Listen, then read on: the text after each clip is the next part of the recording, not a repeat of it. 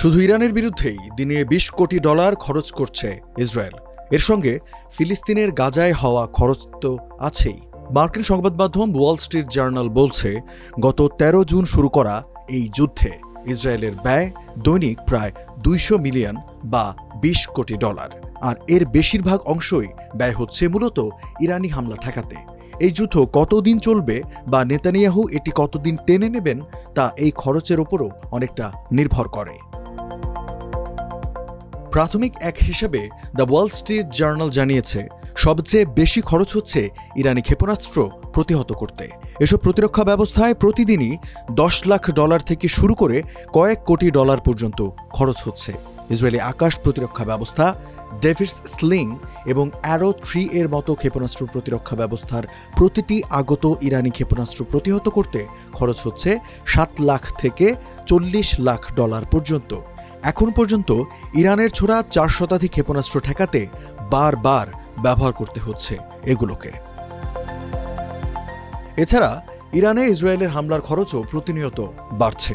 ইরানের ১ মাইল দূরত্ব পাড়ি দিয়ে হামলা চালাতে ইসরায়েলি F-35 জেট প্রতি ঘন্টায় খরচ করছে প্রায় $১০,০০০।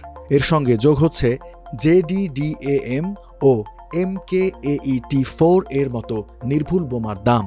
সব মিলিয়ে Israeli Aaron institute for economic policy ধারণা দিয়েছে, এই যুদ্ধ ১ মাস স্থায়ী হলে ইসরায়েলের মোট ব্যয় দাঁড়াতে পারে প্রায় ১,২০০ কোটি ডলার। থিঙ্ক ট্যাঙ্কটির অর্থনীতিবিদ জিব একস্টাইন বলেন, এই যুদ্ধ গাজা বা হিজবুল্লাহর সঙ্গে যুদ্ধের তুলনায় অনেক বেশি ব্যয়বহুল। সবচেয়ে বড় খরচটা হচ্ছে গোলাবারুদ, আক্রমণাত্মক এবং প্রতিরক্ষামূলক উভয় ক্ষেত্রেই। এই আর্থিক চাপের কারণে স্বল্পমেয়াদী যুদ্ধের পক্ষে জনমত বাড়ছে। যদিও প্রধানমন্ত্রী বেনিয়ামিন নেতানিয়াহু এখনও যুদ্ধ থামানোর ইঙ্গিত দেননি। তিনি ইরানের পরমাণু ও ক্ষেপণাস্ত্র কর্মসূচিকে চূড়ান্তভাবে অকার্যকর না করা পর্যন্ত অভিযান চালিয়ে যাওয়ার পক্ষে।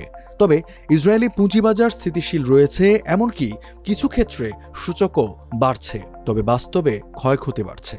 প্রকৌশলীরা হিসাব করে বলছেন, ক্ষেপণাস্ত্র হামলায় ক্ষতিগ্রস্ত ভবন পুনর্গঠনে খরচ হবে $৪০০ মিলিয়ন বেশি। এখন পর্যন্ত কয়েকশো ভবন ক্ষতিগ্রস্ত হয়েছে এবং ৫,০০০-এর বেশি বেসামরিক মানুষকে সরিয়ে নেওয়া হয়েছে।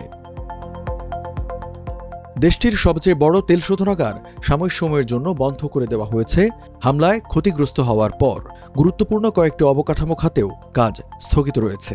ইসরায়েলি কেন্দ্রীয় ব্যাংকের সাবেক গভর্নর কারনিত ফ্লাগ ওয়াল স্ট্রিট জার্নালকে বলেন, যুদ্ধ কতদিন স্থায়ী হবে তা অর্থনৈতিক দৃষ্টিকোণ থেকে অত্যন্ত গুরুত্বপূর্ণ।